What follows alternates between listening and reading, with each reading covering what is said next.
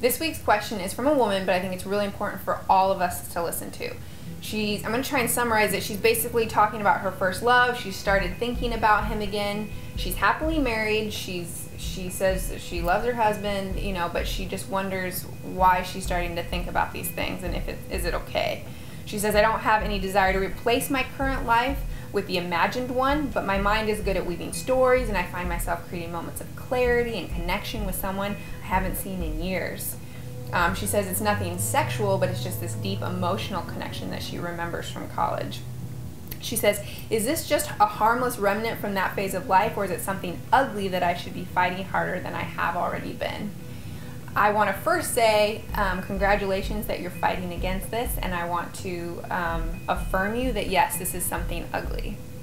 Oh, but Joy, you know, I mean, she's just thinking about her first love. I mean, she was just a kid, she was 18, you know, you can reminisce and think about those things. You know, is she supposed to just like brainwash herself and just forget about it?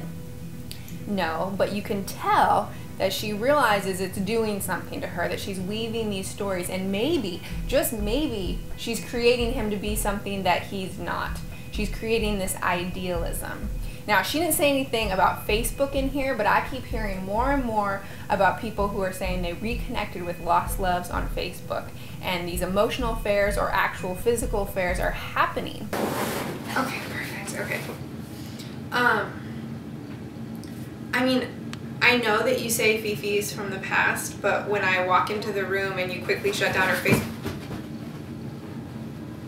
and I feel like it probably starts because there's a lack of reality. You see someone's picture with their family, they're at Disneyland, or they have all these cool settings and tones, and the reality actually in that photo looks better than it really is, and you start imagining yourself in that photo with that person, or you just start thinking about all the good times.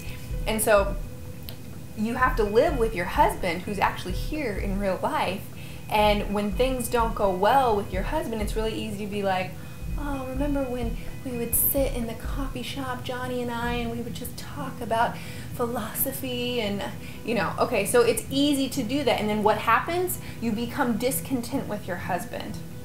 And I want to go so far as to liken it, as I like to try and liken many things to, pornography.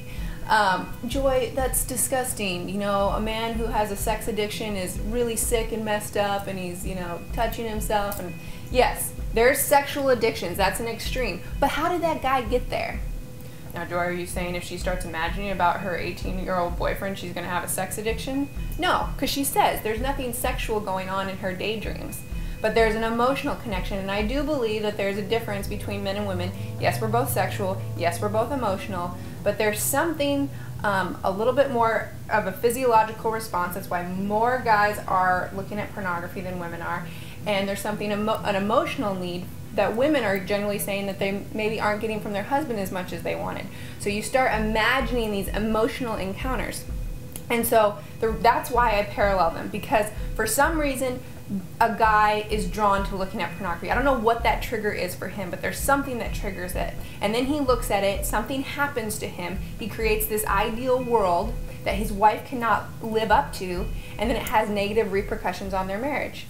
So too, if a woman is triggered, you know, her husband didn't talk to her at dinner last night, so what's she gonna do? She's gonna go for a walk, and she's gonna start thinking about Johnny in college and how great he was, and then, oh, maybe I'll just go see what his Facebook status is, and maybe I'll look at some of his pictures, you know. And then after a while, that doesn't get good enough, so maybe I'll just message him and say what's up. I mean, we're friends, right? I can do that, you know. It's going to lead to something. If a man keeps feeding his sexual hunger, he's gonna need more and more. If a woman keeps feeding this thing that this emotional need that she has, not from her husband, it's gonna get stronger and stronger, and she's going to be dissatisfied, have unrealistic expectations. It's just not healthy. So I would tell you, you are right. This is something ugly. You need to get control of it. You need to get a reality check, and you need to think about what Scripture says. You know, Job says, you know, he made a covenant with his eyes not to look at a virgin. That's because he was married. He was honoring his wife through that. Are you honoring your husband with your mind? Are you husbands honoring your wives with what you're looking at? And then Jesus goes even farther in the Gospels to say, you know, if you've looked upon a woman, you've already, in a sexual way, you've already committed adultery, you might as well gouge your eyes out. Okay, that's really extreme, Jesus. But the reality is he was going to get at the heart of it. Why? Why are you doing this? Because he knows how he designed us. And so he wanted us to hold ourselves to higher standards so that we wouldn't hurt other people. So we would be careful. So, don't just mindlessly, if you're watching this, don't mindlessly just shut down your Facebook account because you're so scared you're going to have an emotional affair. But think through, Lord, am I susceptible with the things that I'm looking at or the things that I'm imagining to go someplace that you don't want me to go to that's going to have negative repercussions on my reality relationships? And if so, then monitor what you're doing. Have, accountability and be careful. Be careful. On the next Ask Joy, Joy suspects that Walter has been rekindling an old flame. I know that you said Fifi was in the past. I know you did. But when I walk into the room and I see you close down her Facebook page suddenly, what am I supposed to think? And then the other day when you were taking a nap, I heard... Yeah, I heard that.